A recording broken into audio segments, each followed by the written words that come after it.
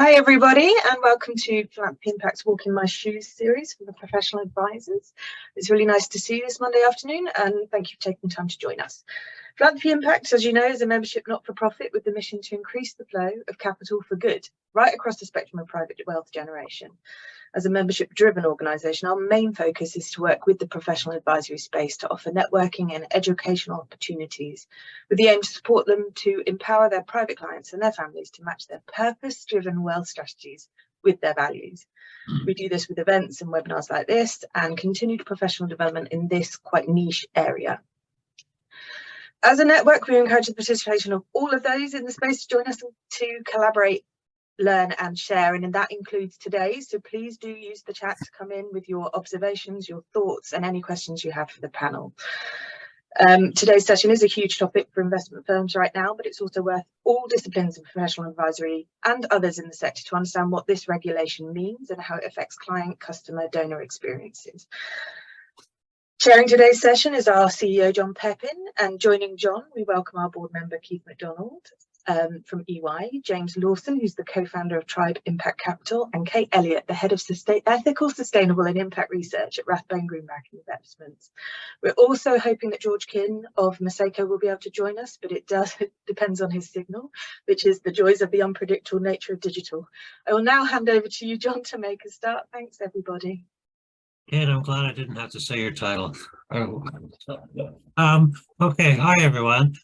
We're not all experts in this area, but we're going to try and look at some of the key issues around this.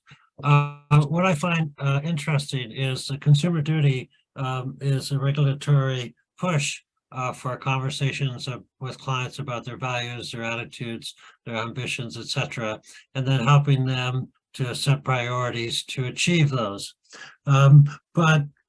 It's just not being, those conversations just aren't being driven by consumer duty regs, but also by millennials, Gen Z, and women of wealth. We just recently did interviews with a whole range of young people, young wealthy people. It was really clear from those interviews that they want to live their values, and they're extremely frustrated with their advisors for not helping them to do that. So it's client driven and regulatory driven. The other aspect of this is the risk management and compliance issues that are associated with that. And now the FCA is now looking at the whole issue of greenwashing. So thank you everyone for being here. Could you just do a quick introduction of each of you, and then we can start to look at some of the key things like what is consumer duty? So Kate, why don't you start? Hi, pleasure to be here. So I'm Kate Elliot. I'm head of ethical, sustainable and impact research. We abbreviate it to ESI, so it's not so much of a mouthful, at Rathbone Greenbank Investments. We are a discretionary wealth manager with about 20 years of experience managing portfolios that are tailored to clients' kind of financial objectives, but also their ethical and sustainability objectives as well, through a combination of negative screening, positive overlays and alignment with sustainability themes, and also engaging for positive change with our investee organisations. Great, thank you. James, who are you? How long have I got? I'm James. I'm one of the co-founders and managing partner at Tribe. Tribe is a wealth manager and we only run portfolios for impact. So we have no non-sustainable mandates. The business is also B Corporation, and we set the business up 6 years ago, came through the FCA's Innovation Hub, which sounds cooler than it was, but we invest broadly in line with the Sustainable Development Goals, and similar to Kate, about trying to uncover our clients' values and build portfolios that reflect the world they want to see. Thank you. And Keith? Hi, thanks, John. Yeah, Keith MacDonald, as John says, I'm a trustee of Philanthropy Impacts. I'm an ex-partner of EY. I still advise EY around the wealth management industry. I ran the wealth business in EY, and a lot of the connections that the wealth industry has with the philanthropy and third sector. So I've got a portfolio of stuff now across third sector and startup scale-ups. So I've gone plural. Oh, excellent. So let's start off, Keith. Maybe you could answer the question. What is consumer duty? Right, where do we start? I mean, as we just talked about on our preamble before everybody else joined, this is a non-technical version of consumer duty.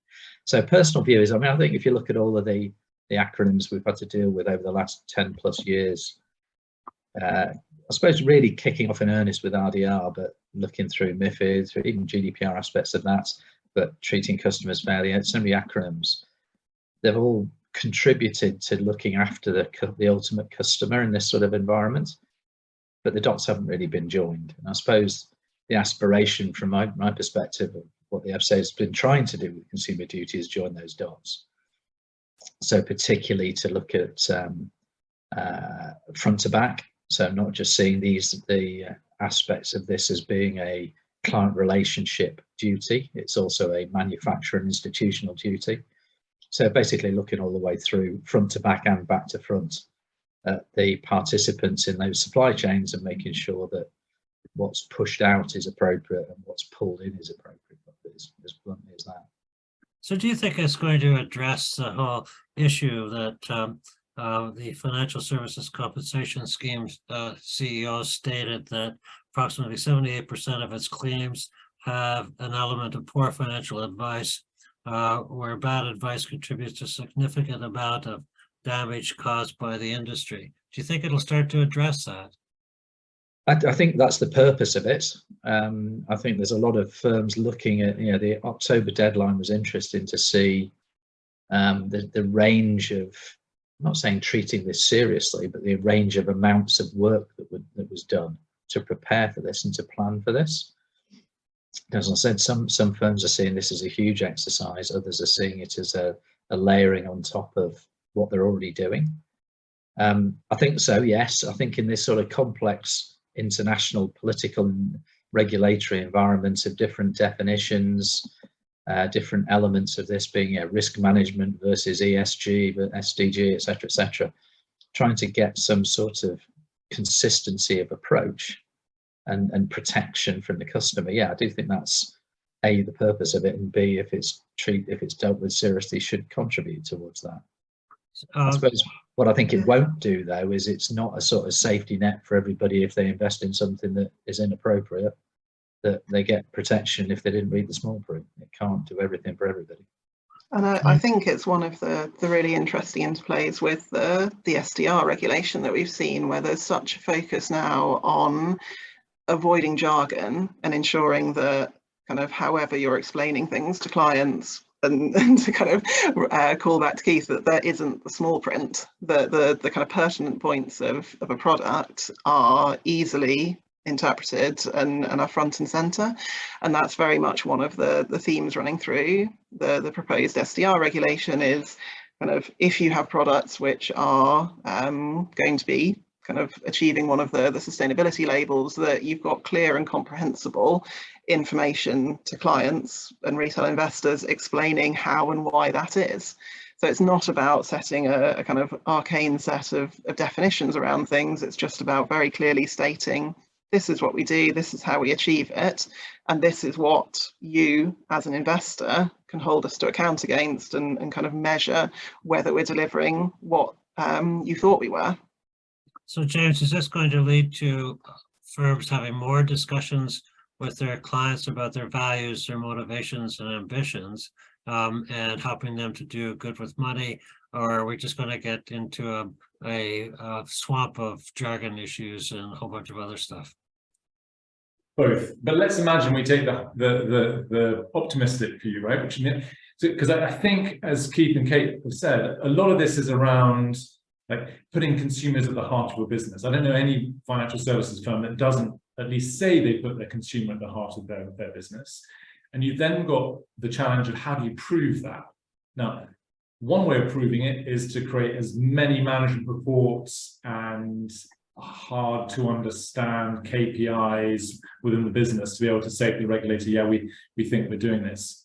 I think that the harder but simpler way is, as you say, John, you have the conversation at the beginning with a client, which is more than simply how much risk can you possibly handle, and is much more around, actually, I need to get to know you better.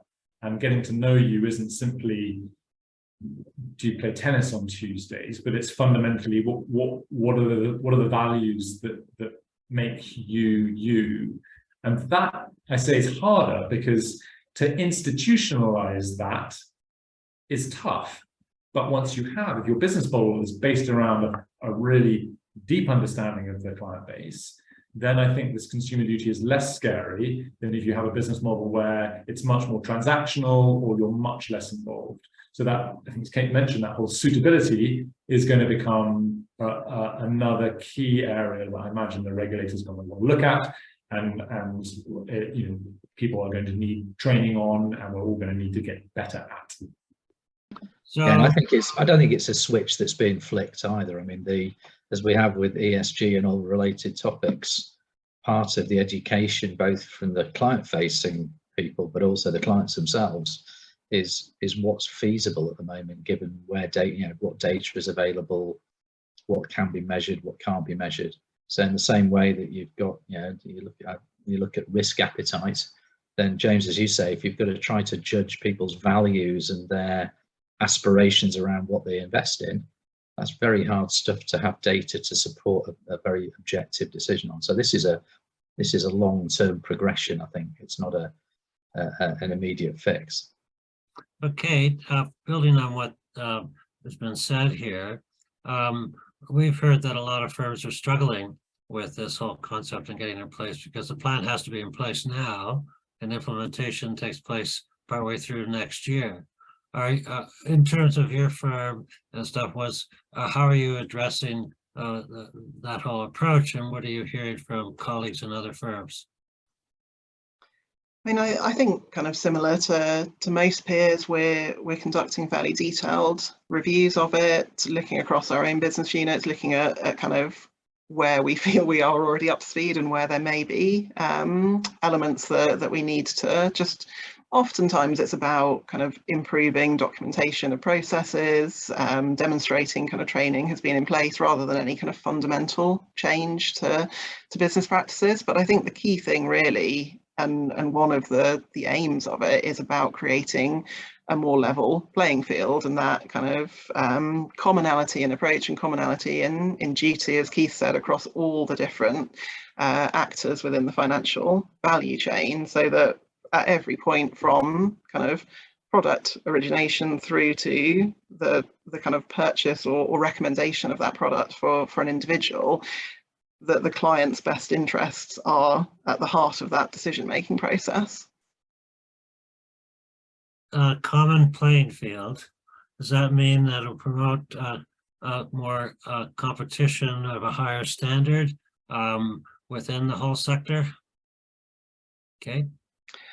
I don't think necessarily competition is the right word there. I think it's more about everybody continuing to want to display best practice. We know that kind of the marketplace as a whole is evolving, particularly in the realm of sustainable investment.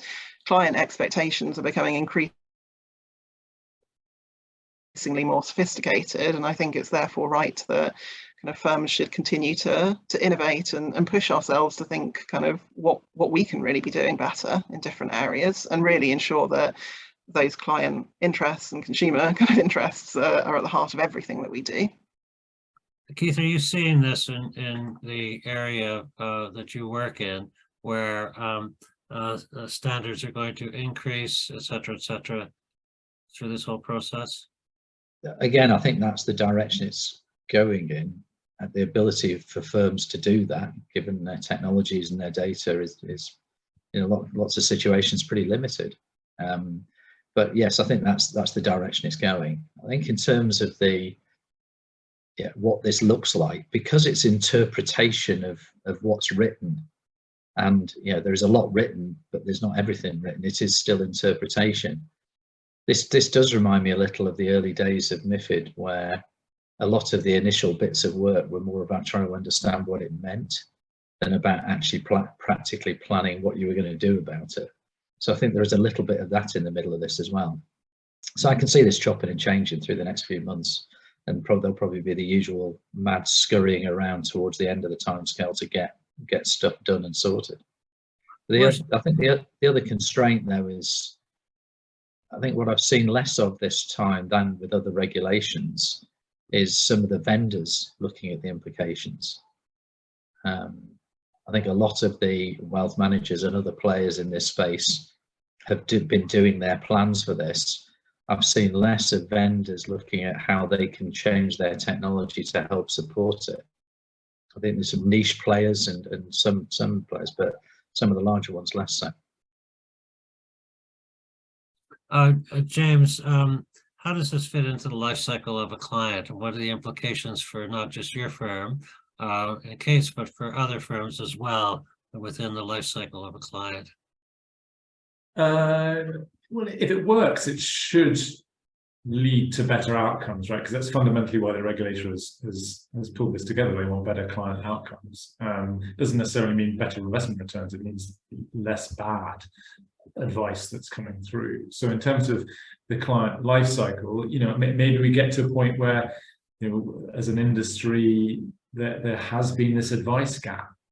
People are reticent to go to advisors. Maybe we see, if we're allowed to dream, maybe we get financial and investment advice as something that people aspire to when they leave school, rather than just becoming doctors and nurses. Maybe we can make this into a profession, and that actually everyone benefits by bringing generally increased financial literacy through as the poorer operators are eliminated from our industry, which I think is, we're thinking big picture, is got to be a good result.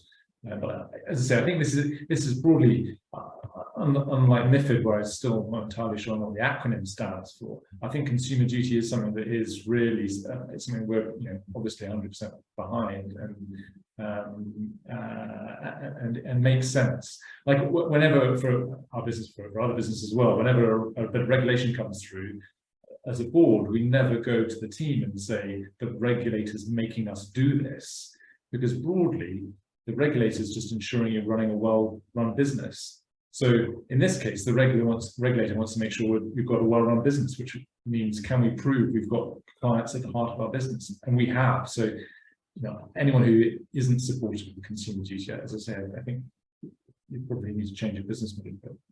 So if we think of the life cycle being the onboarding process, the feeling out phase, the maturity phase, and transaction phase and stuff, there's Consumer Duty right across the whole thing. Yeah, and actually, you know what?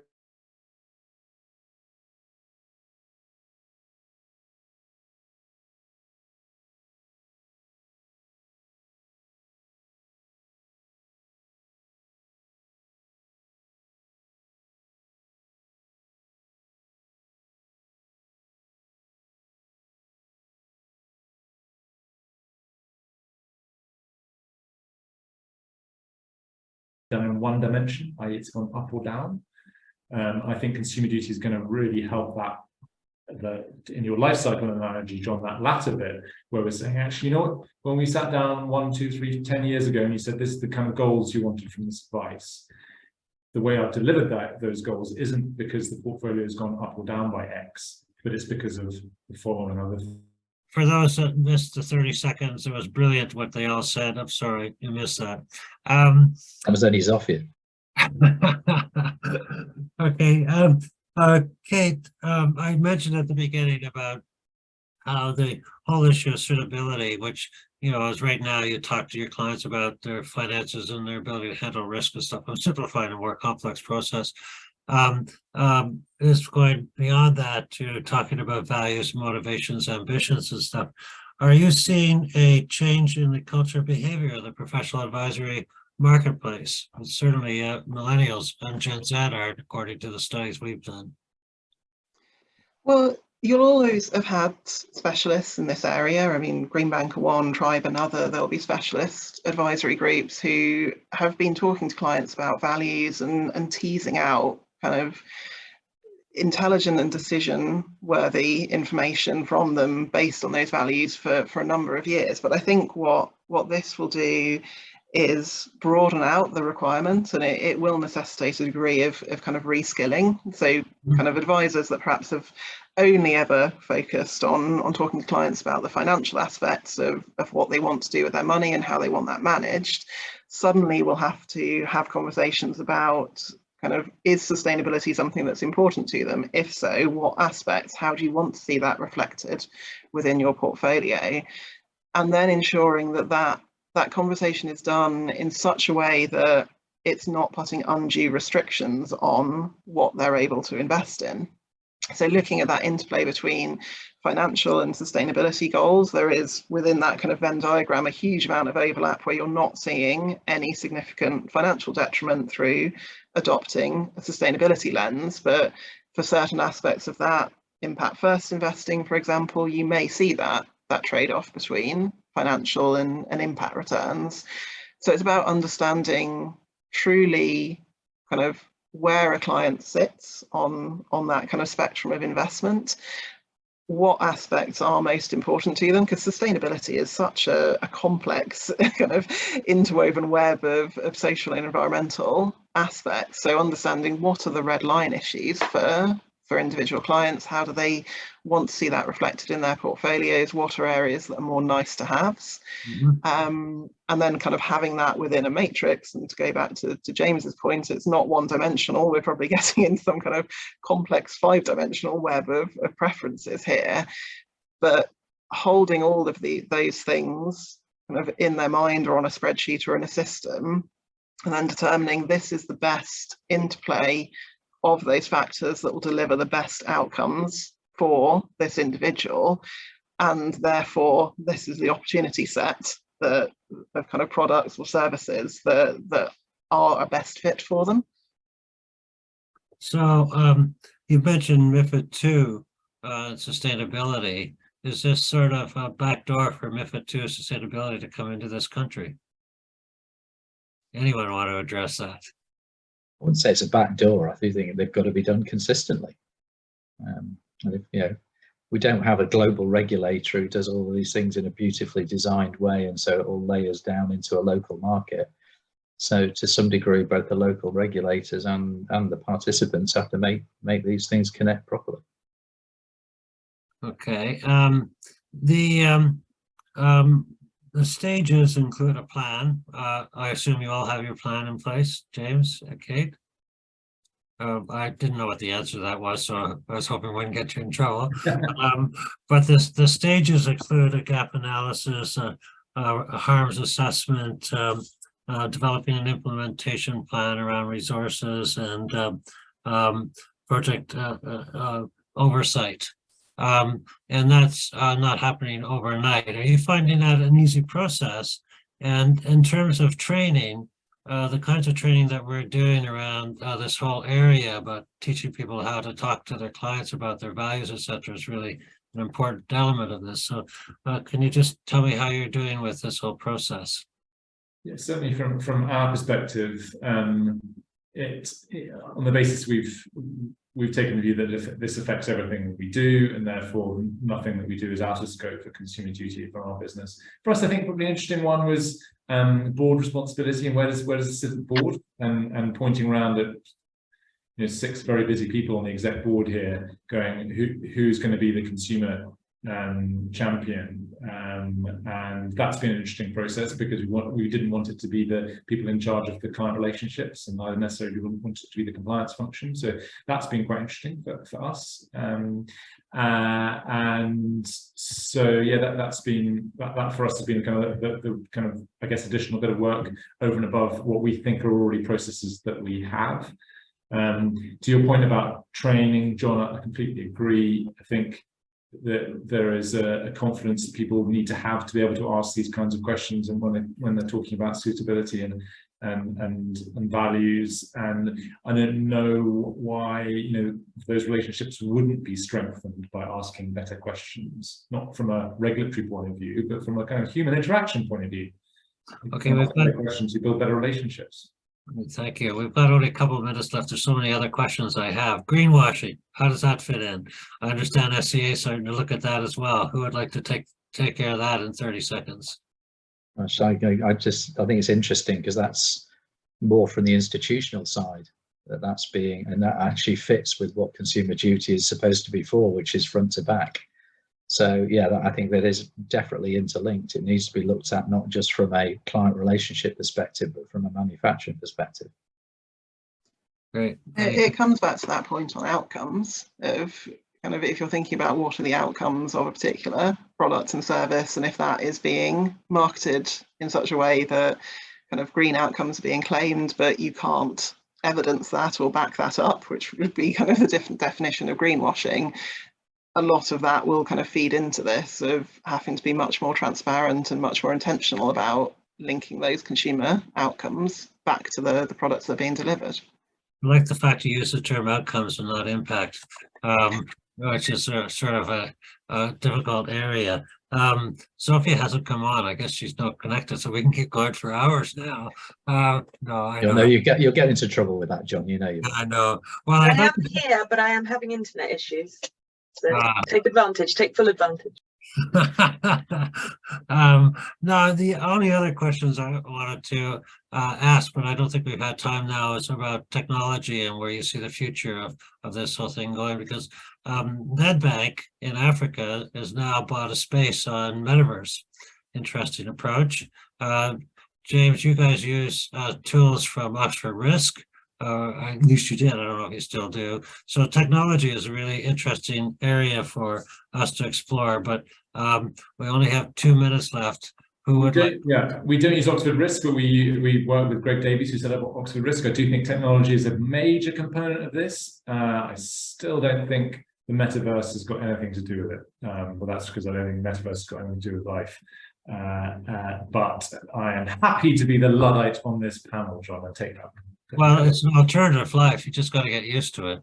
And I think just one other point on technology, and particularly when you're talking about clients' values, it's very, very difficult to sum that down to some tick boxes or a spreadsheet or something that's quite quantitative. It's such a personal part of their core kind of values, and it's something that I think will always need a kind of qualitative human assessment on top, albeit I think I'm all for use of technology where it can support those discussions, but I think we're a long way off being able to kind of plug things into a nice little neat spreadsheet and you're popped out with your best sustainable matches, because there's so much nuance behind different definitions of even a topic like climate change. Okay, so I'm going to take my final question, final words of wisdom from each of you. Keith, would you like to go first? Yeah, I don't think it's a word of wisdom. I have to reiterate what I said before. I was just going to say, after you said that, Kate, I do think that on the technology and data side, there isn't as much work going on, basically, to help the industry, as from what I've seen, which is limited. But I think because the practitioners have had to do a plan, they've done a plan, and a plan is a plan is a plan. It's going to be more about what actually happens as it is being implemented, and that's going to turn on the technology infrastructures that these firms have, both wealth management and asset management and everything in between, and how they need more data to deliver it. So I do think it's early days, and I think the tech firms need to stand up a bit more. Okay, Kate, final words of wisdom.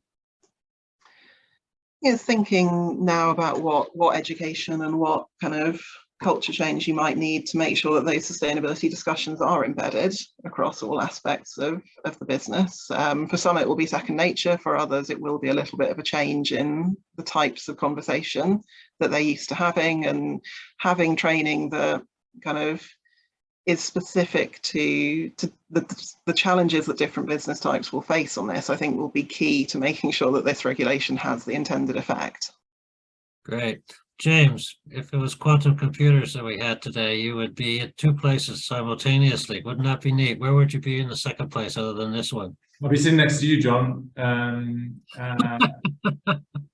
Go ahead. I think consumer duty is good news, right? And if it's because I'm a participant in a market, and if the market shouldn't need regulation, a well-run market, but the financial services in place financial services is not a well-run marketplace.